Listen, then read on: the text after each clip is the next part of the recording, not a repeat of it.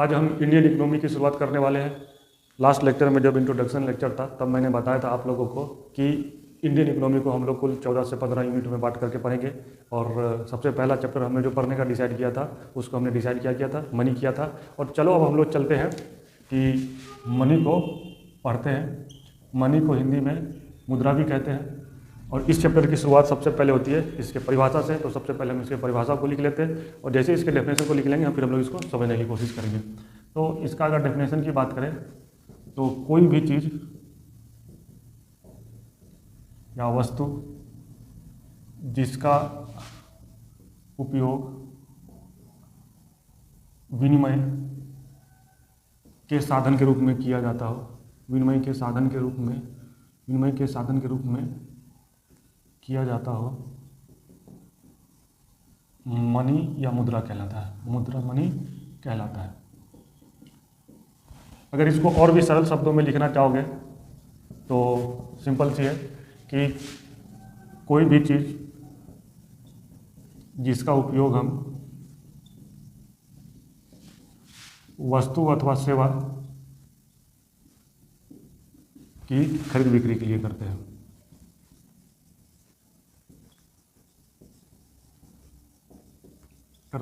मुद्रा कहलाती है।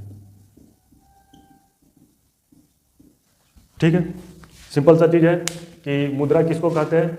मुद्रा उस चीज़ को कहते हैं या उस वस्तु को कहते हैं जिसका उपयोग मुख्य रूप से क्या हो, विनिमय के साधन के रूप में हो। अगर विनिमय के साधन के रूप में अगर ये चीज़ें थोड़ी कम्प्लेक्स चीज़ें समझ में नहीं आ रही है तो इसी चीज़ को हम लोग दूसरे शब्दों में बोल सकते हैं कि कोई भी चीज़ जिसका उपयोग वस्तु अथवा सेवा की खरीद बिक्री के लिए करते हैं उसे हम लोग क्या कहते हैं, मुद्रा कहते हैं। या फिर वो क्या कहलाती है, मुद्रा कहलाती है। जैसे अगर एग्जाम्पल के तौर पे हम लोग देखें तो प्राचीन समय में cocoa bean, cigarette, gold, silver, copper इत्यादि जितने भी चीज़ थे इन सब का प्रयोग करके जो प्राचीन समय के लोग क्या करते थे, वस्तुओं की खरीद बिक्री करते थे। तो इसलिए प्राचीन समय में cocoa bean, cigarette, gold, silver, ये कॉपर इत्यादि क्या हो गए, मुद्रा के उदाहरण हो गए। अगर वर्तमान समय में देखें कि वर्तमान समय में मुद्रा का क्या उदाहरण है तो वर्तमान समय में देखेंगे तो मुद्रा का उदाहरण क्या है, पेपर मनी जिसे कि हम लोग नोट्स भी बोलते हैं, कॉइन्स, सेविंग अकाउंट और चेक, डिमांड ड्राफ्ट ETC। ये चीज़ें तो समझ में आ गई कि पेपर मनी क्यों मुद्रा का उदाहरण है। सिंपल सी बात है कि इसका उपयोग करके हम किसी भी चीज़ को या किसी भी वस्तु को या किसी भी सेवा को मतलब खरीद और बेच सकते हैं। फिर कॉइन है तो कॉइन का भी वही काम है कि जब भी इसकी सहायता से हम लोग किसी भी वस्तु को अथवा सेवा को खरीद सकते हैं। लेकिन ये थोड़ा समझने वाला है कि जो आपका सेविंग अकाउंट है, जो आपका डिपॉजिट है, वो किस टाइप से मनी हुआ। तो इसका समझने का तरीका यह है कि सेविंग अकाउंट है हमारा, उसमें पैसा जमा होता है। तो सेविंग अकाउंट के हम लोग अगेंस्ट में क्या कर सकते हैं, चेक को जारी कर सकते हैं, इशू करवा सकते हैं बैंक से या इशू कर सकते हैं। और इस चेक का उपयोग करके हम लोग क्या कर सकते हैं, किसी वस्तु अथवा सेवा को खरीद सकते हैं। इसलिए सेविंग अकाउंट भी एक टाइप का मनी हो गया। चेक हमने अभी देख ही लिया कि ये किस टाइप से मुद्रा है, क्योंकि चेक का उपयोग करके हम किसी भी वस्तु अथवा सेवा को खरीद सकते हैं। डिमांड ड्राफ्ट भी वही चीज़ है कि डिमांड ड्राफ्ट से हम लोग क्या करते हैं, किसी भी वस्तु अथवा सेवा को खरीद या बेच सकते हैं। तो इसलिए यहाँ पे जितने भी चीज़ें हो गई कि ये एग्जाम्पल आपको देख रहे हैं, ये मुद्रा के एक उदाहरण है।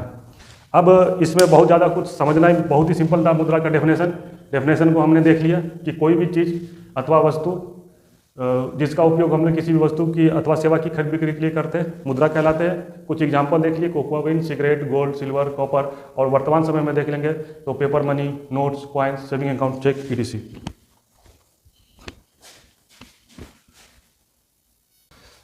चलो अब हमने मुद्रा के डेफिनेशन को देख लिया। चलो अब हम लोग देखते हैं कि मुद्रा के फंक्शन को देखते हैं कि फंक्शन ऑफ मनी देखते हैं या फिर मुद्रा के कार्य। ठीक है ना। अगर हम मुद्रा पे अगर मनी पे अगर फोकस करें तो हमें पता चलता है कि यह मुख्य रूप से 5 टाइप का कार्य करता है। सबसे पहला कार्य तो ये करता है कि इसकी सहायता से आसानी से किसी भी वस्तु को खरीदा या बेचा जा सकता है। आसानी से किसी वस्तु व सेवा को खरीदा या बेचा जा सकता है।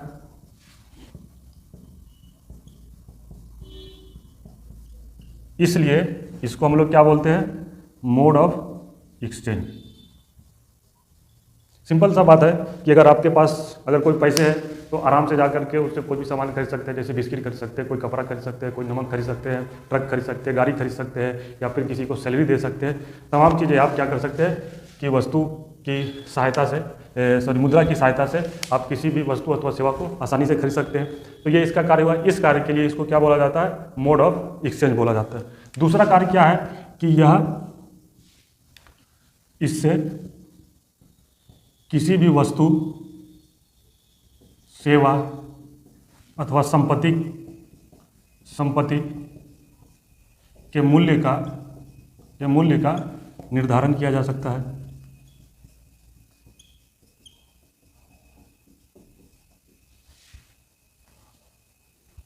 के मूल्य का निर्धारण आसानी से किया जा सकता है। इस फंक्शन के कारण इसको क्या बोला जाता है, मेजर ऑफ वैल्यू, मतलब कि मूल्यों का मापन। अब इस चीज़ को ज़रा समझ लेते हैं कि ये किसी वस्तु अथवा सेवाओं के मूल्य के निर्धारण को आसान कैसे बनाता है। एक छोटा सा एग्जांपल से देखते हैं कि आपके पास मान लो कि ये 10 कट्ठा का कहीं पे ज़मीन है, ठीक है, और ये है अर्बन एरिया में, और ये 10 कट्ठा का ज़मीन है, ये है रूरल एरिया में। लेकिन इसमें क्या है कि 10 कट्ठा का ज़मीन बोलने से ये पता नहीं चल रहा है कि इसका वैल्यू कितना है। लेकिन अगर यही बोल दिया जाए कि ये 20 करोड़ का ज़मीन है और ये 10 लाख का ज़मीन है, तो आप जैसे ही अगर आपको उसके रुपए में इसका दाम बताया वैसे ही इसका मूल्य का पता चल गया। तो आपने देखा कि अगर किसी भी वस्तु, जैसे ये ज़मीन एक वस्तु है, इसके मूल्य को निर्धारण हम लोग उसके एरिया से नहीं कर पा रहे थे। जैसे 20 कट्ठा का ज़मीन ये भी है, 20 कट्ठा का ज़मीन ये भी है, दोनों लग रहा था कि बराबर मूल्य का है, लेकिन हम इसके मूल्य का निर्धारण नहीं कर रहे थे। जैसे इसका दाम रुपए में लगाया गया, मुद्रा में लगाया गया, जैसे इसका दाम 20 करोड़ लगाया गया और इसका दाम 10 लाख लगाया गया, हम लोग इसके मूल्यों को आसानी से समझ गए कि ये महंगी ज़मीन है, ये मूल्यवान ज़मीन है, जबकि ये बेकार या बंजर ज़मीन है। तो इसलिए कहा जाता है कि इससे किसी भी वस्तु, सेवा अथवा संपत्ति के मूल्य का निर्धारण आसानी से किया जा सकता है। इस फंक्शन के कारण इसको मेजर ऑफ वैल्यू का कहते हैं या फिर मूल्यों का मापन। अगर हिंदी में कहें तो इसको हम लोग क्या कर सकते हैं, विनिमय का माध्यम। अब इसमें जो एक बात ध्यान रखने वाली है कि जो हमने क्या बोला था कि मनी के 5 फंक्शन होते हैं, जिसमें से 2 स्टार्टिंग के फंक्शन को हम लोग क्या बोलते हैं, इसको बोलते हैं प्राइमरी फंक्शन, और इसको हिंदी में हम लोग बोल सकते हैं प्राथमिक कार्य। अब हम लोग आगे देखते हैं मनी के अगले 3 फंक्शन को, ठीक है। तो अगर आगे देखें तो इसका अगला कार्य क्या है, इसका अगला कार्य अगर देखेंगे तो ये पता चलेगा कि यह मूल्यों का हस्तांतरण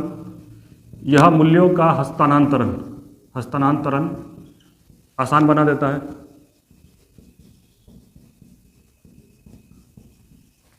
अब ये मूल्यों का हस्तांतरण आसान कैसे बनाता है, इस चीज़ को हम लोग देख लेते हैं। तो अगर मान लो कि अगर आप लखनऊ में रहते हो और मुंबई में किसी को 10 लाख का फूड ग्रेन भेजना है, तो उसको भेजने के लिए आपको मालगाड़ी चाहिए होगा, बैलगाड़ी चाहिए होगा, ट्रक चाहिए होगा, तभी जाके भेज सकते हो उसको। लेकिन अगर आपको मान लो कि 10 लाख रुपए भेजने हैं तो आप क्या कर सकते हो, डाक के द्वारा सिंपल तरीके से भेज सकते हो, या फिर आप क्या कर सकते हो कि आप अपने पॉकेट में रख करके भी आसानी से 10 लाख रुपए को मुंबई तक पहुंचा सकते हो। तो ये जो मनी है, जो मुद्रा है, वो क्या करता है, मूल्यों का हस्तांतरण आसान बना देता है, ठीक है। तो इसी गुण के कारण हम लोग इसको क्या कहते हैं, इसी गुण के कारण इसे हम लोग कहते हैं ट्रांसफर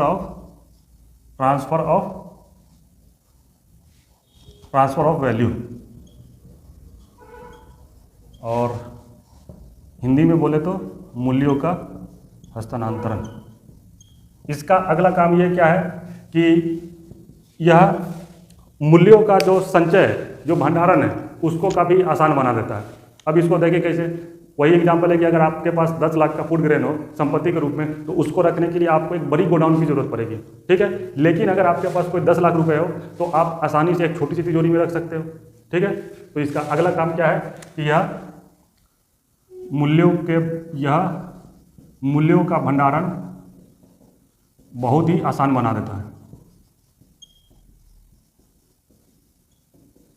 और सीधी सी बात है कि इस गुण के कारण हम इसको क्या बोलते हैं, स्टोर ऑफ वैल्यू, ठीक है।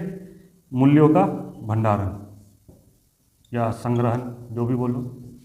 अब इसका है कि लास्ट और अंतिम गुण है, वो पांचवा गुण है जिसको हम लोग बोलते हैं कि स्टैंडर्ड ऑफ डेफर्ड पेमेंट। इस चीज को अब हम लोग क्या करते हैं कि मनी के पांचवें फंक्शन को पढ़ते हैं, लेकिन मनी के पांचवें फंक्शन को पढ़े उससे पहले हम लोग क्या करते हैं कि डेफर्ड पेमेंट को हम लोग समझ लेते हैं, क्योंकि डेफर्ड पेमेंट को जब आप समझोगे तभी जाकर के आप मनी के पांचवें फंक्शन को बेहतरीन तरीके से समझ पाओगे। तो चलो अब यहाँ पे शुरुआत करते हैं कि डेफर्ड पेमेंट को हिंदी में स्थगित भुगतान भी बोला जाता है। और डेफर्ड पेमेंट का मतलब होता है वैसा पेमेंट जिसका एग्रीमेंट तो हुआ आज, लेकिन उसका जो भुगतान होगा वो भविष्य में होगा, ठीक है। जैसे कि अगर मान लो कि प्रीमियम ऑफ इंश्योरेंस, एग्जाम्पल के तौर पे premium of insurance, return of loan की वापसी, है ना, रिटर्न ऑफ इंटरेस्ट मतलब कि ब्याज की वापसी।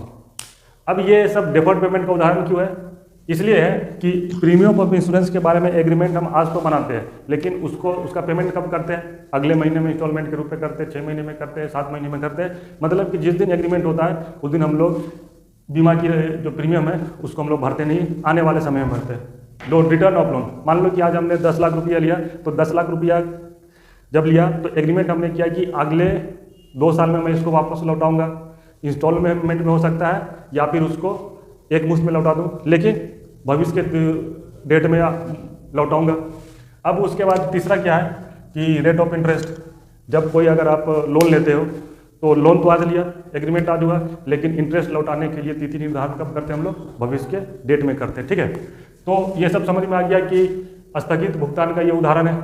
अब इसमें एक ये समझना है कि ये इलॉजिकल होता है। क्यों इलॉजिकल होता है उसको हम लोग एक छोटा सा एग्जांपल से समझने की कोशिश करते हैं कि डेफर्ड पेमेंट थोड़ा सा इलॉजिकल होता है। क्यों इलॉजिकल होता है उसी को समझते हैं। मान लिया जाए कि यहाँ पे एक ए नाम का पर्सन है, ये बी नाम का पर्सन है, ठीक है। ए ने बी से लोन लिया, लोन किस चीज़ में लिया, 100 किलोग्राम आलू लोन लिया, और ये कब लिया, दिसंबर 2022 में। अब इस समय आलू का दाम कितना रहता है, 5 रुपये के जी, 5 रुपये पर के जी, बराबर इसने कितने का उधारी लिया, 500 रुपये का, ठीक है। अब इसने एग्रीमेंट किया था कि मैं इस आलू को आपको जून महीने में, जून 2023 में वापस लौटाऊंगा, ठीक है। तो जब जून में इसका आलू को वापस लौटाएगा, तो जैसा आप जानते हो कि जून महीने में क्या होता है कि आलू का सीजन नहीं होता है, आलू की मतलब पैदावार नहीं होती है, सप्लाई कम होता है, जिस कारण उसका रेट कितना हो जाता है, काफ़ी हाई हो जाता है, लगभग 20 रुपये के आसपास मान लिया जाए कि ये रेट रहता है। और इसको लौटाना कितना था, 100 kg आलू, बराबर ये कितना लौटाएगा, 2000 रुपये। अब यहाँ पे थोड़ा सा ध्यान देखो दो कि ये क्या है, उसने उधारी लिया था कितना का, 500 रुपये का, लेकिन लौटाना कितना पड़ रहा है, 2000 रुपये। ये क्यों लौटाना पड़ रहा है, तो आप इसको देखोगे कि लौटाना पड़ रहा है कि change in price of commodity. Commodity क्या है, आलू है, आलू का जो आपका प्राइस है उसमें चेंज आने के कारण ये जो डेफर्ड पेमेंट था पूरा का पूरा इलॉजिकल हो गया। क्यों हो गया, क्योंकि जितना लिया था उससे कहीं ज़्यादा इसको चुकाना पड़ा, ठीक है। तो डेफर्ड पेमेंट की जो सबसे बड़ी जो समस्या रहती है वो ये रहता है कि वस्तु के प्राइस में, वस्तु के मूल्यों में उतार चढ़ाव आने के कारण डेफर्ड पेमेंट या स्थगित भुगतान पेमेंट इलॉजिकल बन जाता है, ठीक है। अब यहाँ पे क्या होता है कि अगर मान लिया जाए कि अगर ए ने 500 रुपये उधार लिए होते हैं पेपर नोट के रूप में, ठीक है ना, मुद्रा के रूप में, तो उसको कितना जून में कितना चुकाना पड़ता, 500 रुपये ही चुकाना पड़ता। तो हम लोग क्या है, इस समस्या का समाधान किस चीज़ से कर सकते हैं, पैसे से कर सकते हैं। तो इसका समाधान क्या हो जाता है कि चूंकि पैसे का या फिर मुद्रा का मूल्य बहुत, मुद्रा के मूल्य में उतार चढ़ाव बहुत कम होता है, इसलिए इसका उपयोग डेफर्ड पेमेंट में किया जाता है। डेफर्ड पेमेंट में किया जाता है। ठीक है, तो हमने यहाँ पे क्या देख लिया कि डेफर्ड पेमेंट को देख लिया, डेफर्ड पेमेंट के उदाहरण देख लिए। इसमें समस्या क्या होती है, समस्या ये होती है कि वस्तु के मूल्य में उतार चढ़ाव के कारण ये डेफर्ड पेमेंट पूरा इलॉजिकल बन जाता है। देख लिया, उधार लिया 500 का, जबकि चुकाना पड़ा 2000 रुपये का। लेकिन अगर चूंकि पैसे के मूल्य में उतार चढ़ाव बहुत कम देखा जाता है या बहुत कम होता है, इसलिए इसका उपयोग डेफर्ड पेमेंट में किया जाता है। तो ये डेफर्ड पेमेंट के बारे में हमने सब कुछ समझ लिया। अब जो मुद्रा का जो और अब जो मुद्रा का जो 5वां फंक्शन है उस चीज़ को हम लोग देख लेते हैं और उसके बाद मुद्रा का फंक्शन खत्म हो जाएगा।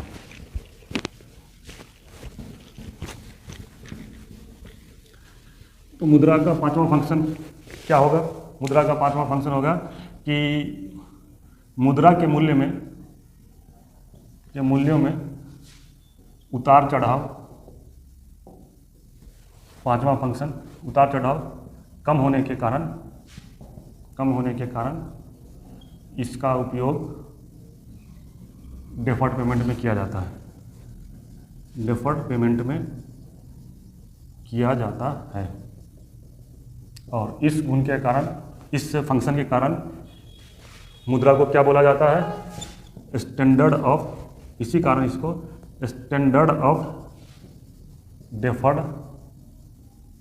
पेमेंट कहा जाता है। ठीक है, अगर हिंदी में बोले तो स्थगित भुगतान का मानक। अब हम लोग करते हैं, फटाफट से ये करते हैं कि जो मनी के जो फंक्शन थे, जो 5 फंक्शन थे, उसको एक बार समराइज कर लेते हैं, रिकॉल कर लेते हैं कि हमने क्या क्या पढ़ा है। ठीक है, तो फंक्शन ऑफ, और जो ध्यान देने वाली बात इसमें है कि जो इसके तीसरा, चौथा और 5वां जो फंक्शन है उसको हम लोग क्या बोलते हैं, मुद्रा के द्वितीयक फंक्शन बोलते हैं। ठीक है ना, तीसरा, चौथा और 5वां क्या है, मुद्रा के द्वितीयक फंक्शन, द्वितीयक कार्य, मतलब कि सेकेंडरी फंक्शन ऑफ मनी। ठीक है, अब हम लोग इस चीज़ को जो हमने पढ़ा है मुद्रा के 5 कार्य को, उसको एक बार रिकॉल कर लेते हैं। ठीक है, तो मुद्रा के कितने कार्य हैं, 5 कार्य हैं। पहला वाला कौन सा कार्य था, मीडियम ऑफ एक्सचेंज। दूसरा था मेजर ऑफ वैल्यू। तीसरा ट्रांसफर ऑफ वैल्यू।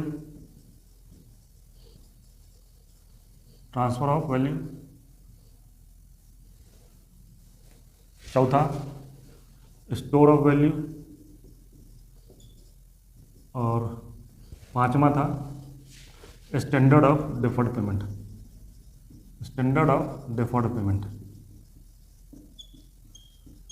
अब इसके जो हमने देखा था कि इसके 2 जो स्टार्टिंग के जो फंक्शन हो गए, इसको हमने क्या बोला था, प्राइमरी फंक्शन, और जो लास्ट के जो ये 3 हैं इसको क्या बोला गया था, सेकेंडरी फंक्शन। ठीक है, जहाँ तक की बात है कि यूपीएससी इसमें से डायरेक्ट क्वेश्चन पूछ भी सकती, नहीं भी पूछ सकती है, लेकिन पीसीएस में जो सबसे ज़्यादा क्वेश्चन इसमें जो बनता है वो ये बनता है कि आपको चुनने के लिए बोलेगा कि मुद्रा के कौन कौन से फंक्शन है, which of the following are the function of the money. ठीक है, उसके अलावा ये चीज़ बोला जा सकता है कि इसमें से कौन सा मुद्रा के प्राइमरी फंक्शन, 5 नाम दे दिए जाएंगे, उसमें बोल दिया जाएगा कि मनी के प्राइमरी फंक्शन को आप चूज करो। फिर दूसरा क्वेश्चन ये बन सकता है कि मनी के सेकेंडरी फंक्शन को चूज करो। ठीक है, तो इसमें से बहुत ज़्यादा क्वेश्चन जो MCQ है वो एकदम सिंपल बनता है और थोड़ा रटन विद्या पे ज़्यादा ये डिपेंड करता है। इसमें बहुत ज़्यादा कुछ टेक्निकल बातें नहीं है, ठीक है। आपको एक बार ये चीज़ें याद हो जानी चाहिए, जब याद होंगी तो आप MCQ बढ़िया से कर पाओगे। अब हम लोग जो हमारा जो नेक्स्ट टॉपिक होगा टाइप्स ऑफ मनी को पढ़ेंगे। वहाँ से हमारा जो है टेक्निकल चीज़ें हैं उसमें आपको दिमाग लगाना पड़ेगा और थोड़ा सा कंसेप्ट बनाना पड़ेगा और कंसेप्ट के आधार पर ही क्वेश्चन को सॉल्व कर पाओगे। तो अब हम लोग क्या करेंगे कि टाइप्स ऑफ मनी को पढ़ेंगे और वहाँ से हमारा लेवल काफ़ी वो फर्स्ट गियर से सीधा सेकंड गियर, थर्ड गियर और फोर्थ गियर में हमारा तैयारी जाएगा, ठीक है।